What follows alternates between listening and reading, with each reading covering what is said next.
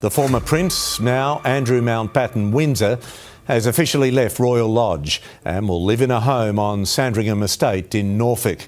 It comes as his brother speaks out on the Epstein scandal for the first time. A 64-year-old man, a former senior royal, a one-time war hero who once commanded the full pageantry of the British monarchy, standing in front of a 5-bedroom farmhouse. The palace is now urging Andrew Mountbatten-Windsor to remove himself from the royal line of succession. King Charles is well known for his views on climate change, and apparently he's now taking steps to make sure that his Sandringham estate is more eco-friendly. On the night of Monday, the 3rd of February 2026, Andrew Mountbatten-Windsor, the man most of us still think of as Prince Andrew, packed what he could, walked out of Royal Lodge for the last time and was driven north through the darkness to the Sandringham estate in Norfolk. He did not leave in daylight. He did not leave with ceremony. He left under the cover of night in a convoy of vehicles that moved quietly through Windsor Great Park while most of Britain slept. By the morning of the 4th of February, the BBC's royal correspondent Daniela Relf confirmed what palace sources had been signalling for months. This is not simply a story about a property dispute. The departure from Royal Lodge was the physical conclusion of a process that had been stripping Andrew of everything that connected him to the institution he was born into, and his title, his residence, his public role, and ultimately his freedom to move as he pleased. And by the time you reach the end of what I am going to tell you today, you will understand something that most of the coverage of this story has completely missed. Something that changes the financial picture of this departure in a way that has barely been reported at all. But there is one detail I need to hold back for now. A detail about what happened exactly 15 days after that night departure.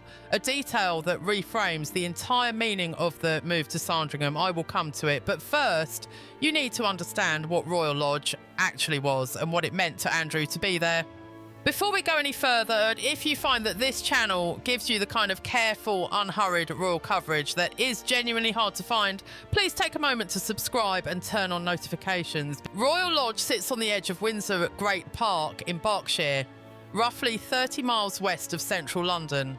It is a Grade 2 listed building, which means it carries a formal architectural and historical designation under English heritage law, a recognition that a building is nationally significant and of more than special interest. The grounds alone cover approximately 99 acres. The house itself has 31 rooms. Its walls are red brick with Georgian and Victorian detailing and what architectural historians have described as superb Gothic windows. Andrew approached the Crown Estate about acquiring the lease. The Times of London reported in an investigation published in October 2025 that Andrew paid £1 million for the lease and agreed to fund renovations, estimated at £7.5 million at 2002 prices excluding VAT. In exchange, the lease was structured so that his rent obligation for its duration was, in the words of the official document, one peppercorn if demanded.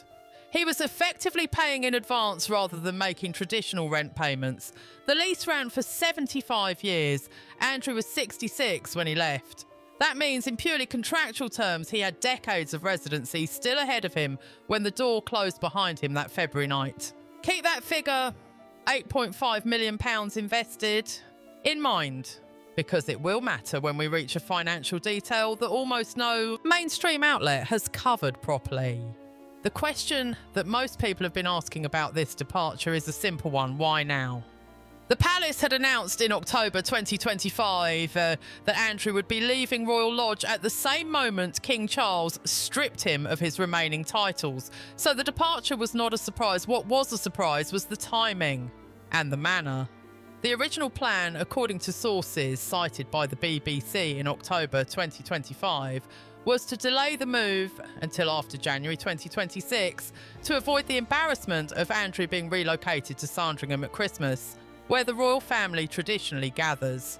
That plan held, and then something changed. In late January and early February 2026, the United States Department of Justice released another tranche of documents. From the Jeffrey Epstein files, these were not the first such release, but among the new material were email exchanges showing arrangements made for Andrew's December 2010 stay at Epstein's New York townhouse. a stay that occurred less than 5 months after Epstein had been released from prison following his conviction for soliciting a minor. The emails show that Andrew and his police protection officers had been given a temporary security code to, in the words of the emails themselves, get in and out of the property.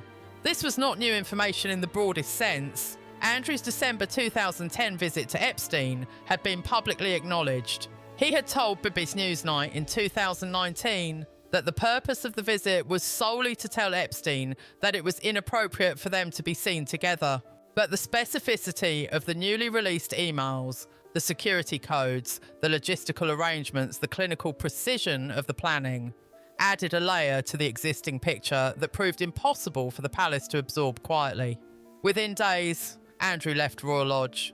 He was photographed on the Monday, the same day as the departure, riding a horse through Windsor Great Park close to Royal Lodge. He was also photographed driving away from Windsor Castle and waving at passers-by.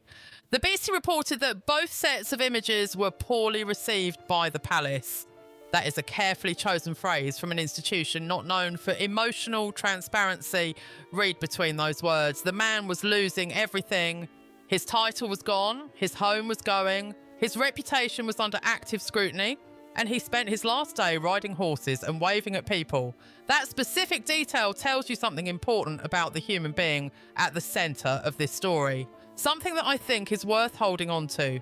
By the morning of the 4th of February 2026, Andrew was at Wood Farm, a cottage on the western edge of the Sandringham estate in Norfolk. Wood Farm is a property with its own royal history, and King George VI stayed there, and it was the favourite retreat of the late Prince Philip in his final years. But it is modest by the standards of where Andrew had been living. According to the BBC's reporting confirmed on the 4th of February, Wood Farm was always intended as a temporary residence, while his permanent home, Marsh Farm, also on the Sandringham estate, underwent renovations. And for a brief moment, from that February morning, with Andrew safely installed in Norfolk and Royal Lodge finally vacated, it seemed as though the property chapter of this story was closed. The palace had managed the situation, the former prince was gone, the 31-room mansion was empty. The next chapter could begin. That is what it looked like on the surface. But what nobody had yet accounted for was what happened on the morning of the 19th of February 2026. If you have stayed with me this far, I think you already know that this channel takes these stories seriously. Please subscribe if you have not already. Now, because what comes next is the detail that reframes everything we have discussed so far. The 19th of February 2026 was Andrew Mountbatten-Windsor's 66th birthday, and on that morning, Thames Valley Police and Metropolitan Police officers arrived at the Sandringham estate and arrested him on suspicion of misconduct in public office. He was taken into custody and spent approximately 11 hours in police detention before being released without charge. The investigation, as of the time of writing this script, remains active. No charges have been filed. Andrew has consistently denied any wrongdoing. The specific allegation under investigation, according to reporting by PBS NewsHour, CNN, and the New York Times on the day of the arrest, relates to whether Andrew sent confidential government documents to Jeffrey Epstein. The phrase misconduct in public office is a specific charge under English common law. It applies to a public officer and a working member of the royal family holds a public role who willfully neglects their duty or engages in conduct that amounts to an abuse of the public's trust. The charge carries a potential maximum sentence of life imprisonment, though such a maximum is rarely applied. Andrew has not been charged. He has not been found guilty of anything, but the arrest itself, on his birthday, at the estate to which he had been moved 15 days earlier, is the detail that changes the meaning of everything that came before it. The departure from Royal Lodge was presented by the palace, by the media, and by Andrew's own behaviour on that final Monday as a resolution. He was leaving. The matter was settled. The lodge would be dealt with. Norfolk would be quieter. And then, 15 days later, the estate that was meant to keep him out of the public eye became the address where he was arrested. Not wrong assumption.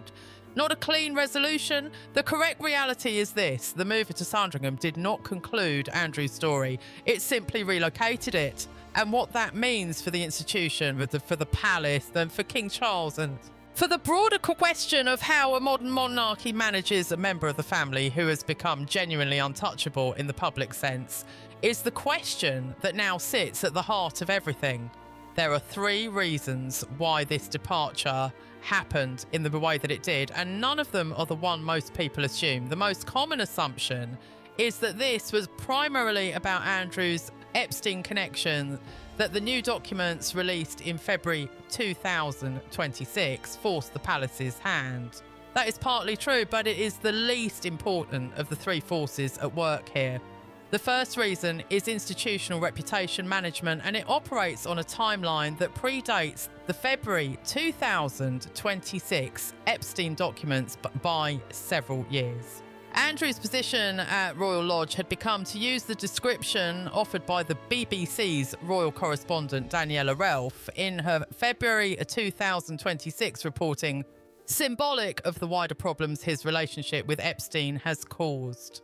The property itself had become a symbol of privilege unchecked, of an institution unwilling to act on its own stated values, of a man who had settled a civil case brought by Virginia Giuffre in February 2022 for a reported £12 million, and then continued living in a 31-room mansion at what amounted to no ongoing cost. The Crown Estate's own reporting confirmed that Andrew had not made a traditional rent payment in 20 years.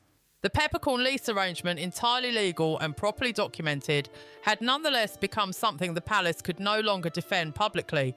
The October 2025 decision to strip Andrew's titles and announce the lodge departure was not a reaction to one event. It was the conclusion of a years-long internal process of determining how much institutional damage could be absorbed before action became unavoidable. The second reason is the direct pressure applied by Prince William, who, as the Prince of Wales and heir to the throne, has a clear institutional interest in how the monarchy presents itself to the public, The Sun's reporting, corroborated by royal commentator sources, noted that William had a deeply personal motivation for wanting Andrew removed from Royal Lodge. A motivation connected to the physical proximity of the lodge to the properties where William and his family live and work within Windsor Great Park. And this is where a detail from October 2025 becomes significant. When Andrew surrendered the Royal Lodge lease, William and Catherine moved from Adelaide Cottage, at their previous home within Windsor Great Park, to Forest Lodge, a larger property. The departures and arrivals were timed together. Adelaide Cottage, William and Catherine's previous home, was freed up at the same moment Royal Lodge was being vacated. The timing was not accidental. The Guardian reported in October 2025 that King Charles had long wanted Andrew to move to more modest accommodation. The palace, as a BBC source put it in October 2025, had chosen to prioritise the monarchy over family ties. The third reason is financial, and it is the most specific and the least reported. When Andrew surrendered his lease on Royal Lodge, the original lease agreement included a clause that, under certain conditions, entitled him to compensation for early surrender. According to reporting by InStyle and confirmed by Crown Estate documentation cited in a Facebook post from the InStyle account dated the 9th of March 2026, that compensation figure was £558,000. Provided the surrender occurred before August 2026, he left in February 2026. On paper, that clause should have applied. And yet the Crown Estate's own report for Parliament's public spending watchdog stated plainly that the property was in such a state of disrepair that in the Crown Estate's assessment, Andrew would in all likelihood not be owed any compensation. He invested £8.5 million. He received nothing in return. That matters, and here is why. It is the detail that tells you how completely the institutional calculus shifted. A man who entered a 75-year lease with the financial confidence of a working royal exited it 23 years later with no title, no compensation, and no right of return. And there is one more piece of this story that, as of the time of writing, has received almost no mainstream attention, and I want to bring it to you now, because it matters more than most of what has been reported. This is the part that most coverage has missed. On the 4th of March 2026, People magazine reported that Andrew Mountbatten-Windsor had been asked to surrender the lease on a second Crown Estate property, East Lodge, a Grade 2 listed thatched cottage near Windsor that he had rented since 1998. The lease on East Lodge was not due to expire until July 2027. He had rented it for 28 years. It was a smaller property than Royal Lodge, but it represented something significant, a physical foothold within the Windsor estate, a place that still connected him, geographically and symbolically, to the institution from which he had been removed. The Times of London, reporting on the 3rd of March 2026, confirmed that Andrew had told the Crown Estate he would surrender that lease. By early March 2026, therefore, Andrew Mountbatten-Windsor had relinquished every Crown Estate property he had ever held. Royal Lodge, East Lodge, both gone. The only property remaining to him is Marsh Farm, a 5-bedroom farmhouse on the Sandringham estate owned privately by King Charles, funded and maintained by the King from his own resources. Andrew no longer holds a single lease. He lives entirely at the discretion of his brother. That is the detail that mainstream coverage has glossed over, not the departure from Royal Lodge, which was dramatic and widely reported, but the East Lodge surrender 3 weeks later, and what it means. Andrew's connection to any property he could call his own, in any legal sense, is now zero. He lives in a house he does not own, on an estate he does not control, at the grace of a brother who has demonstrated very clearly that institutional duty now takes precedence over familial loyalty. Now, I want to think with you about what might come next. There are 3 possibilities, each grounded in what we know from precedent and from the named sources who have been covering this story. The first possibility is that the police investigation concludes without charges and Andrew's life at Marsh Farm settles into a kind of permanent, quiet semi-exile. This is, in fact, the most historically precedented outcome for a senior royal in difficulty. The institution has a long history of managing its problematic members through physical removal and strategic silence rather than through formal legal action. Marsh Farm, boggy remote, 50 miles from Windsor, nearly 2 hours from London, is designed for invisibility. Robert Jobson, author of The Windsor Legacy, published in 2025, described Marsh Farm as not finished yet, a bit of a shell. The renovation, reported by The Express on the 13th of March 2026, to include the installation of Sky television and a new security gate, is not the renovation of a man being prepared for any kind of public return. It is the renovation of a permanent retreat. The second possibility is that charges are filed. The investigation remains active. Thames Valley Police confirmed the arrest on the 19th of February 2026, and no timeline for a conclusion has been given publicly. If charges are filed, the constitutional implications are significant. A former senior member of the royal family facing a criminal trial would require Parliament to consider formally Andrew's position in the line of succession, a question the BBC reported the government was considering in February 2026, with a source noting the government had no current plans to introduce legislation but was not ruling it out. But the House of Commons Library published a research briefing on the removal of titles and honours on the 12th of March 2026, which detailed the formal processes already set in motion in October 2025. A criminal trial would accelerate those considerations considerably. The third possibility is the one that receives the least attention but carries the most long-term significance. People magazine, reporting on the 4th of March 2026, noted that Sarah Ferguson's whereabouts had not been publicly confirmed since December 2025 and that she was believed to be abroad. Ferguson and Andrew divorced in 1996 but have maintained an extraordinarily close relationship. They shared Royal Lodge, they raised their daughters together, and by all accounts, they have remained genuine companions through everything. If Ferguson does not return to the United Kingdom, if the combination of Andrew's legal situation and her own complex relationship with the institution makes a return untenable, then Andrew's life at Marsh Farm becomes a solitary exile in a way that no renovation, no satellite television installation, and no new security gate can address. The house may be prepared, but a house is not the same as a home. And this brings us in the end back to where we started. If this kind of storytelling matters to you, patient, detailed, and always respectful of the people at the centre of these stories, please subscribe and share this video with someone who you think would appreciate it. It genuinely helps this channel continue doing exactly this kind of work. This is not a story about a property dispute. At its heart, it is a story about identity, about what we use to tell ourselves and others who we are and what happens when those external markers are removed one by one. Andrew spent over 50 years as a Prince of the United Kingdom. He was the Queen's favourite son, according to multiple royal biographers, including Robert Hardman in his 2022 biography, Queen of Our Times. He served as a helicopter pilot in the Falklands War in 1982.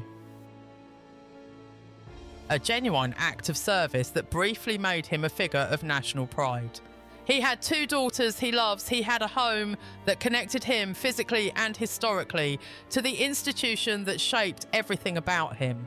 And then, across a period of roughly 6 months, from October 2025 through to March 2026, all of that was systematically removed. The titles, the lodge, the East Lodge, the compensation he might reasonably have expected, the public role. And then, on his 66th birthday, the police arrived at his door. The people watching this who have lived long enough to understand that a person is not the sum of their possessions, that dignity is not a function of address, and that what matters in the end is what we were to the people closest to us. Those are the viewers I'm thinking of as I close this story today. You have stayed with me through every detail of this because you understand, as I do, that behind the titles and the property negotiations and the legal terminology, there is a human being navigating the most comprehensive loss imaginable. King Charles funded the move to Sandringham. He is paying for the renovation of Marsh Farm. He did not visit Andrew when he was at Sandringham for Christmas. He drove past Wood Farm twice during his mid-March 2026 stay on the estate, according to reporting by the Daily Mail, and did not stop. 2 brothers, 2 miles apart. And the question I would like you to sit with, but the question that I genuinely do not have an answer to, and I do not think anyone does, is this: at what point does institutional responsibility end and the older, simpler obligation of one brother to another begin? I would love to know what you think. Leave your thoughts in the comments below. I read every one of them, and the conversation you start there is always worth having.